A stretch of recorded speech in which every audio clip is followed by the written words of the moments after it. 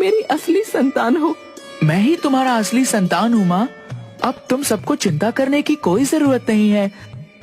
आज से मैं इस परिवार का बोझ संभालूंगा।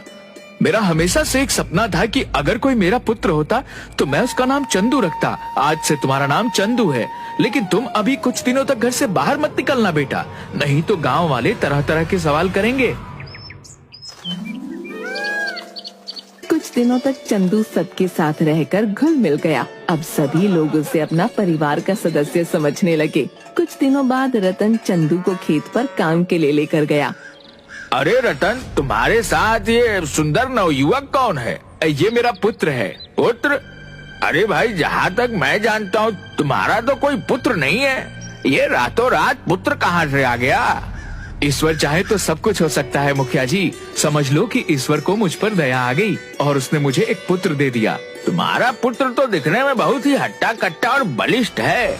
रतन, फिर तुम्हें जमींदार से अब डरने की कोई जरूरत नहीं। इतना कहकर मुखिया वहाँ से चला गया। यह मुखिया जी क्या बोल कर गए हैं पिताजी? छोड़ो चंदू, जाने दो, तुम इन सब बातों में मत पड़ो। नहीं पिताजी, आपको मुझे बताना ही होगा। आखिरकार मैं आपका बेटा हूँ और एक बेटे को अपने पिता की हर बात जानने का अधिकार होता है।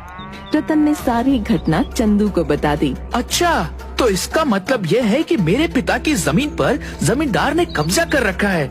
आप चलिए मेरे साथ। लेकिन चंदू, तुम नहीं जानते जमींदार बहुत ही धूर्त और मक्कार व्यक्ति है और बहुत शक्तिशाली भी है। मेरे पास सुबह में भी ताकत कम नहीं पिताजी। लगता है आपको मेरी शक्ति का अंदाजा नहीं है। चलिए आप मेरे साथ। जब हमारा खेत स्वयं मौजूद है तो हम दूसरों के खेत में काम क्यों करें? चंदू सारे परिवार को अपने खेत पर ले गया। अचानक रतन, झुमरी, साक्षी और उस युवक को देखकर जमींदार हैरत से रतन की ओर देखकर बोला, तुम यहाँ पर क्या कर रहे हो रतन? रतन के बोलने से पहले चंदू जमींदार की आंखों में आंखें डालकर बोला, ये मेरे पिताजी हैं और ये मेरी माँ है और मैं इस लड़की का भाई हूँ और मैं अपने खेत में हल चलाने के लिए आया हूँ और तुम सब लोगों को यहाँ से धक्के देकर बाहर निकालने के लिए आया हूँ। ये क्या बचपना है रतन? जहाँ तक मैं जानता हूँ तुम्हारा कोई पुत्र नहीं है, तो अब जान लो ये मेरा ही पुत्र है। आखिर ये चल क्या रहा है? लेकिन अगर तुम सीधी तरह से इस खेत से यहाँ से नहीं गए तो मुझे मजबूरन तुम सबको धक्के देकर यहाँ से बाहर निकालना पड़ेगा। वो तरीका भी आजमा कर देख लो जमींदार। मैं तुम्हें कुछ समय का मोहलत देता हूँ, अपने आदमियों के साथ यहाँ से निकल जाओ। शायद तुम नहीं जानते बच्चे, तुम्हारे पिताजी ने मुझसे कर्ज लिया था। मेरे पिताजी ने तुमसे जितना कर्ज लिया था उससे कहीं ज्यादा तुम उनकी फसल छीन कर ले गए। तुम्हारा कर्जा चुकता हो गया, अब तुम यहाँ से जा सकते हो। चंदू की बात सुनकर जमींदार का आदमी संपत क्रोधित हो गया। वो जैसे ही चंदू को मारने के लिए आगे बढ़ा, चंदू ने एक मुक्का संपत के मुंह पर जड़ दिया। संपत वहीं बेहोश हो गया। ये देखकर जमींदार डर गया। मैं चुप नहीं रहूंगा, इस मामले को महाराज तक लेकर जाऊंगा। जहाँ ले जाना है वहाँ ले जाओ, मगर इस वक्त यहाँ से चले जाओ, नहीं तो महाराज के पास तुम अपनी दोनों टांगों पर चलकर नहीं जाओगे। जमींदार डरकर सारे आदमियों को वहाँ से लेकर चला गया। बेटा, तुम शायद नहीं जानते कि जमींदार की महाराज से बहुत अच्छी दोस्ती है। जानता हूँ पिताजी, लेकिन शायद आप नहीं जानते होंगे कि झूठ चाहे जितना भी बलवान क्यों न हो, सत्य के आगे उसे झुकना ही पड़ता है। उस दिन के बाद चंदू खेत में हल चलाने लगा। चंदू के शरीर में एक गजब की फुर्ती और शक्ति थी, जिसे गांव का कोई भी व्यक्ति देखता तो दंग रह जाता। मगर कुछ दिनों बाद राजा के सैनिक अचानक रतन के घर पर आ धमके।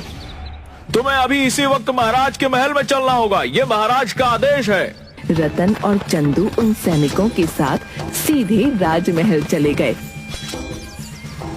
राजमहल में राजा के बगल में जमींदार बैठा था। अच्छा, तो तुम हो जिसने मेरे मित्र को सबके सामने अपमानित किया। मैंने आपके मित्र को अपमानित नहीं किया राजन, बल्कि आपके मित्र ने मेरे पिता के साथ धोखा किया है। बकवास बंद करो, मैं सब जानता हूँ। तुम इस रतन के पुत्र नहीं हो, मुझे जमींदार ने सब कुछ बता दिया है। रतन का पुत्र है ही नहीं, तो फिर तुम कौन हो? महाराज, ये कोई जासूस है, इसे पकड़कर कारागार में बंद कर दीजिए, ये आपकी राजगद्दी के लिए खतरा है। मेरा भी शक यही है। मैंने गांव में अपने गुप्तचर भेजकर पता करवाए हैं और मुझे पता यही लगा है कि रतन का कोई पुत्र है ही नहीं। यह जरूर किसी दूसरे देश का जासूस है जो बहरूपिया बनकर मेरा राज्य मुझसे छीनने आया है। राजा ने इतना कहा ही था कि तभी उस राजमहल में अजीबोगरीब रंग बिरंगी किरणें मंडराने लगीं। और देखते ही देखते उन किरणों में वही गंदा दिखने